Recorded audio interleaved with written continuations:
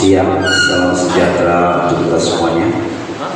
Puji dan syukur pada Allah SWT Tuhan Yang Maha Esa, bahwasanya pada siang hari ini, siang yang sejuk ini, alhamdulillah kita semuanya masih diberikan kenikmatan, kesehatan dan panjang umur, sehingga bisa memenuhi undangan dari calon guru penggerak angkatan 7, yaitu Ibu Siti Soleha.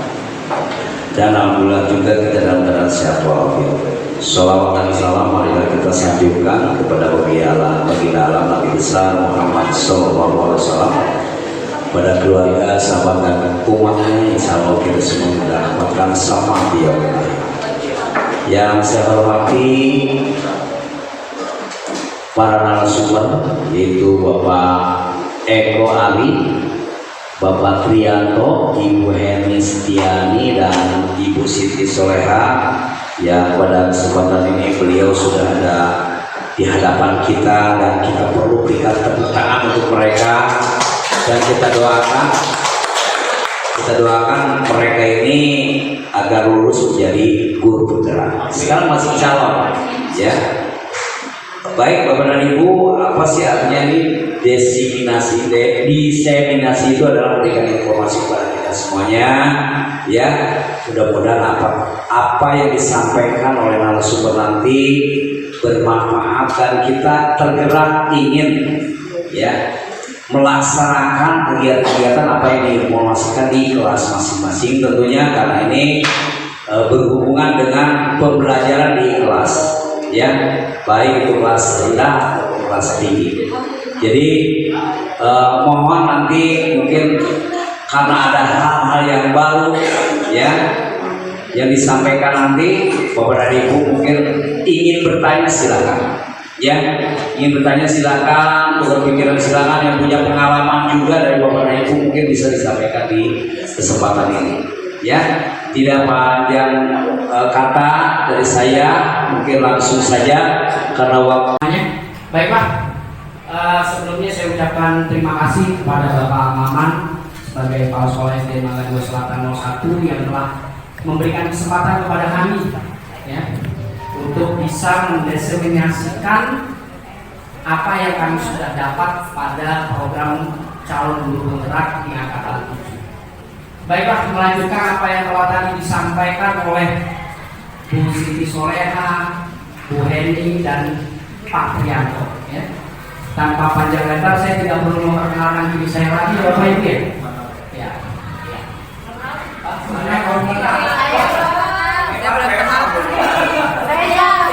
Perkenalkan, nama saya Eko Ari Mustanto, biasa dipanggil Ari. Karena kalau Eko kebetulan di tempat saya yang jaga di depan sekolah namanya Eko, kan? Jadi saya lebih nyaman dipanggil Ari, ya. Nah, saya sebagai guru di SDN Karanganyar 04 Petang, tepatnya dekat kantor Satwat, ya, di komplek Karanganyar, SDN Karanganyar 04 Petang. Nah, Bapak Ibu semuanya, tadi ice breaking sudah, apalagi game sudah juga, ya kan, seru-seru semuanya. Nah, kayaknya tinggal masalah yang belum saya bawa. Ya, jadi nanti Bapak Ibu pada saat akhir dari sesi apa yang telah saya sampaikan nanti ada sedikit kasus yang akan kita bedah bersama-sama, kita gali bersama-sama, dan kita analisis bersama-sama. Kenapa saya jelaskan di awal, ya? Karena tadi apa yang sudah disampaikan oleh rekan-rekan saya, Bu Siti, Bu Heni, Pak Rianto, sudah mempresentasikan apa yang menjadi budaya positif sekolah tadi, budaya positif yang ada di sekolah. Yang pertama apa tadi budaya positif, Bapak Ibu? Ayo, masih ingat nggak? Disiplin positif. Disiplin positif. Lalu apa lagi? Apa lagi, Bapak Ibu? JGP Bapak Ibu menyebutnya dengan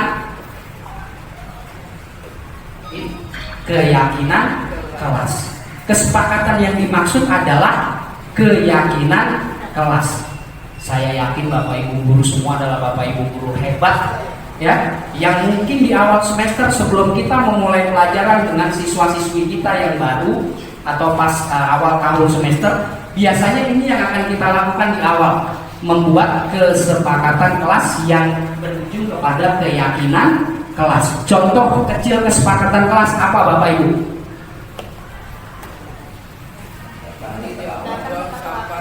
Ya, datang tepat waktu. Kedua, tidak berbicara kotor, ya, kotor gitu ya. Tidak bicara kotor ya. Ya, lalu apa lagi? Betul Bapak Ibu. Bicara? Oh, mengerjakan tugas, betul sekali. Ya. Mengerjakan tugas tepat waktu. Ya. Lalu salah satunya mungkin saya tambahkan, kalau ke kamar kecil atau mau ke belakang, angkat tangan terlebih dahulu baru bicara ya. Jangan bicara dulu baru angkat tangan, ya kan? Saya Pak, gitu ya. Tapi saya Pak, gitu kan? Ya kurang lebihnya seperti itulah. Itu yang namanya kesepakatan kelas. Ya, saya yakin Bapak Ibu guru hebat di sini sudah melakukannya ya. Kalau yang tidak melakukannya mudah-mudahan tidak ada di sini. Ya, kurang lebihnya itu. Nah, dari kesepakatan kelas timbullah keyakinan kelas. Nah, kenapa kaitannya dengan disiplin positif tadi Bu? Ya, apabila salah satu siswa melanggar, ya, apabila salah satu siswa melanggar, contoh kecilnya, misalnya tidak mengerjakan tugas tepat waktu. Kira-kira kalau mereka tidak mengerjakan tugas tepat waktu, mendapatnya hukuman atau konsekuensi apabila siswanya sudah tahu? Konsekuensinya apa Bu biasanya? Tidak mendapat nilai. Apakah siswanya dikeluarin Bu? Enggak kan? Apa siswanya disuruh pulang atau kita marah-marahi, kita hargai? Kan tidak, ya kan? Hanya konsekuensinya karena sudah dalam bentuk kesepakatan kelas menjadi satu bentuk konsekuensi. Ya Bu ya, jadi bedanya antara hukuman dan konsekuensi seperti itu. Kecuali kalau siswanya tidak tahu, ya, baru menjadi bentuk hukuman. Yang tadi kata rekan saya Pak Trianto, bisa menjadi dendam. Ya. Kalau siswa tidak tahu tidak mengerti akan kesepakatan kelas atau keyakinan kelas, tahu-tahu dihukum. Nah, kurang lebihnya itu ya Bapak Ibu. Nah, seorang akan lebih tergerak dan bersemangat untuk menjalankan keyakinannya daripada hanya sekedar mengikuti peraturan tertulis tanpa makna. Biasanya kami Bu, kalau pada saat lokakarya, pada saat pertemuan-pertemuan CGP, yang kami awali pertama kali adalah membentuk kesepakatan kelas. Biasanya yang paling ini Bu, handphone silent. Nah, itu udah paling banget ya, handphone silent. Nah, lalu ini mengenai keyakinan kelas adalah nilai kebijakan universal yang disepakati secara tersirat dan tersurat. Tersirat itu maksudnya apa yang kita sampaikan ditulis, tersurat ya jelas yang sudah disampaikan ditulis secara sepakat.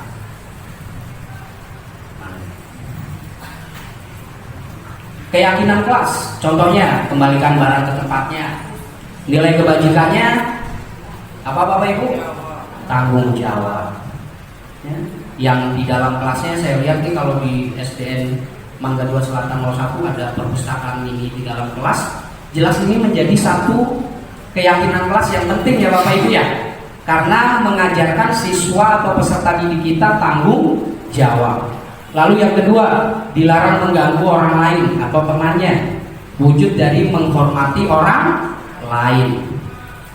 Lalu yang selanjutnya, hadir sekolah 15 menit sebelum pelajaran dimulai. Kalau memang disepakati silakan saja.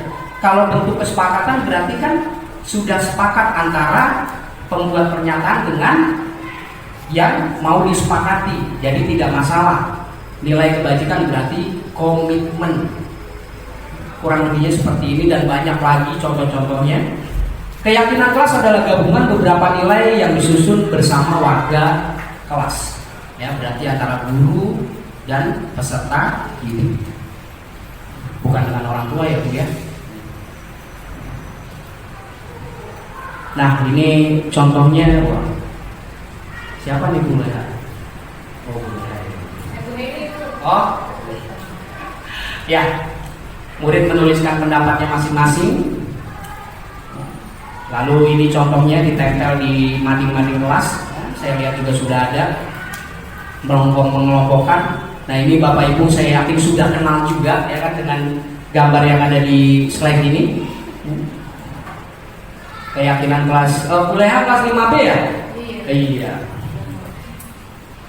Nah, selanjutnya adalah mengenai kebutuhan dasar manusia. Berarti tadi ada komitmen, tanggung jawab, rasa menghormati itu menjadi masuk kepada disiplin. Nah ini mengenai posisi kontrol yang tadi terakhir dijelaskan oleh rekan saya Pak Trianto.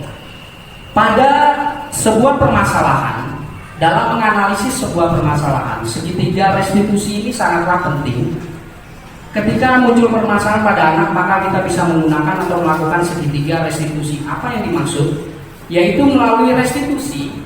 Ketika murid berbuat salah, guru akan menanggapi dengan cara yang memungkinkan murid untuk membuat evaluasi internal tentang apa yang dapat mereka lakukan untuk memperbaiki kesalahan mereka dengan mendapatkan kembali harga dirinya. Nah, sebelum saya masuk ke slide selanjutnya, saya akan membagikan sebuah oleh-oleh.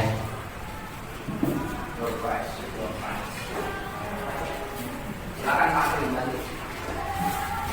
Satu orang satu aja, jangan dua, kasihan Pak.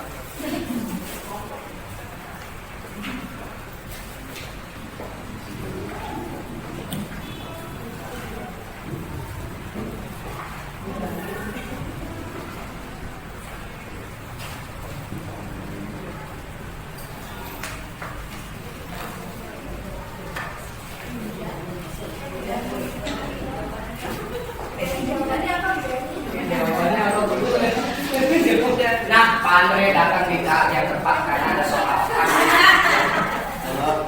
Di saat yang tepat sekali. Pas banget itu ya. Apakah terjadi? Tidak. Oke. Ya, Bapak Ibu. Nah, di ilustrasi ini mohon maaf ya, nama dan tempat ini disamarkan. Tapi ternyata ada. Iya, nama dan tempat seolah-olah sama tapi nyata ya Bu. Iya, baiklah Bapak Ibu, untuk memahami apa itu segitiga restitusi, baiknya kita pahami soal ini terlebih dahulu ya. Oke, izin saya baca Bapak Ibu ya. Tidak perlu mengikuti saya, jadi dibaca aja. Ibu Dani sedang menjelaskan pelajaran bahasa Inggris di papan tulis. Namun beliau memperhatikannya bahwa Fajar, salah satu muridnya, malah tidur-tiduran dan tanpa acuh tak acuh alias cuek ya Bapak Ibu ya pada pelajarannya. Fajar, coba jawab pertanyaan nomor 3. Maju ke depan dan kerjakan di papan tulis. Fajar pun tampak malas-malasan maju ke depan. Dan sesampai di papan tulis pun, Fajar hanya diam terpaku sambil memegang buku bahasa Inggrisnya dan memainkan spidol di tangannya. Ayo Fajar, makanya jangan tidur-tiduran. Lain kali perhatikan. Sudah sana, duduk kembali. Kira-kira siapa yang bisa? Fajar pun kembali duduk di bangkunya. Hal seperti ini sudah seringkali terjadi pada diri Fajar. Seperti tidak memperhatikan acuh tak acuh dan nilai-nilainya pun tidak terlalu baik untuk pelajaran bahasa Inggris. Pada saat ditegur oleh Ibu Dani, Fajar hanya menjawab tidak tahu. Ibu Dani pun menjawab lirih, gimana kamu Fajar? Kamu tidak kasihan sama ibu ya? Ibu sudah capek-capek mengajarkan kamu, tidak kasihan sama ibu. Dan Fajar pun diam membisu. Nah, pada kasus ini Bapak Ibu ada 3 pertanyaan ya. Posisi kontrol apa yang diambil oleh Ibu Dani dalam pendekatannya kepada Fajar? Kalau tadi kita menyimak apa yang sudah dijelaskan oleh Pak Trianto, ada berapa posisi kontrol Bapak Ibu? 5. Yang pertama apa? Yang pertama apa? Kayaknya hukum. Yang kedua teman. Yang ketiga pemantau. Yang keempat pembuat merasa bersalah. Yang kelima manajer ya. Nah, lalu yang pertanyaan kedua, membaca sikap Fajar, kira-kira kebutuhan apa yang diperlukan oleh Fajar? Nah, ini kaitannya dengan kebutuhan dasar manusia. Ada berapa Bapak Ibu? Ada berapa Bapak Ibu? Nanti kita buka slide-nya ya. Nah, lalu yang pertanyaan ketiga, karena di setiap diri kita adalah calon pemimpin dan pemimpin ya Bapak Ibu ya. Apabila Anda adalah kepala sekolah di sekolah Fajar, mohon maaf Pak Maman ya, dan mengetahui hal ini, bagaimana tindak lanjut Anda? Nah, mohon izin Bapak Ibu semuanya, kalau yang sudah ada jawabannya silahkan ditulis. Nanti kita bahas bersama. 5 menit ya Bapak Ibu. Kok beneran Bu? Iya.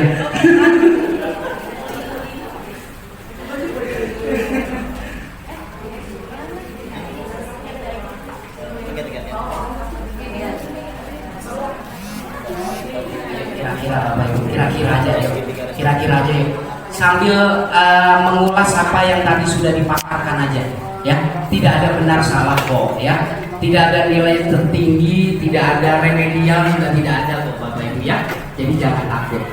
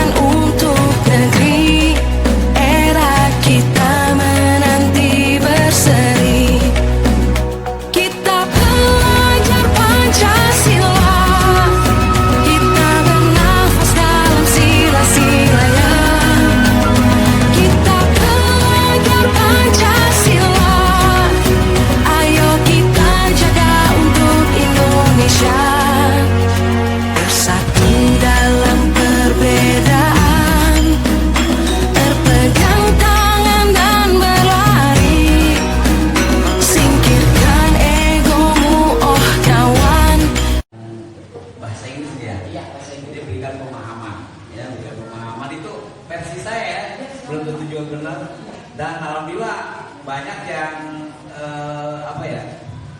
berhasil kan kayak ini ya. Dengan pendekatan-pendekatan itu saya sebagai kepala sekolah jadi dekat dengan kita dan timbul keberanian. Ya, mungkin itu saja tadi. Terima kasih. Assalamualaikum warahmatullahi wabarakatuh. Tepuk tangan. Ya, tepuk tangan untuk Pak Maman. Iya, terima kasih. Sini nih. Iya, ada Kalau saya lihat di sini, ini yang Fajar bermasalah ya. Iya. Kalau saya lihat di sini, kenapa jadi Budani yang bermasalah? Di sini. Gimana kamu Fajar? Kamu tidak? Oh kawan demi negeri ini, jadilah generasi emas, cerdas berkarakter itu kita, berjuang dan harus berani, kita terus torehkan prestasi.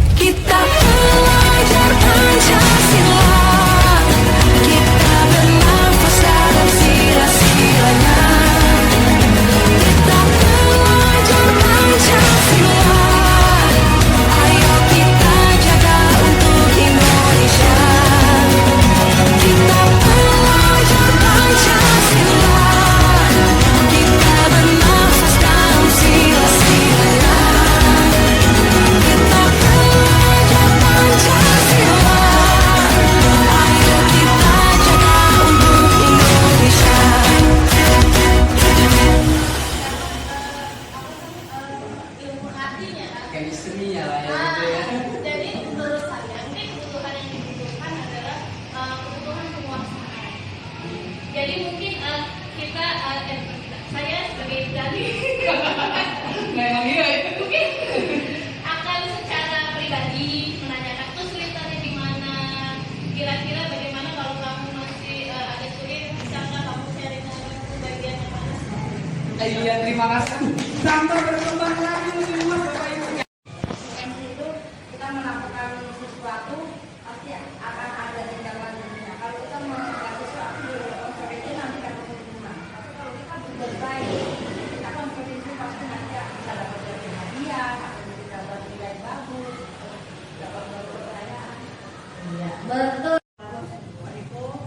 Ibu Eni Atlik sehubungan dengan profil pelajar Pancasila. Itu saja. Terima kasih pertanyaannya. Sekolah. Jadi harus punya keyakinan sekolah, langsung kesepakatan kelas, langsung keyakinan kelas. Jadi ketika kita di sini segitiga restitusi kan ada 3 tahap: menstabilkan identitas, validasi kesalahan, terus meyakini. Nah,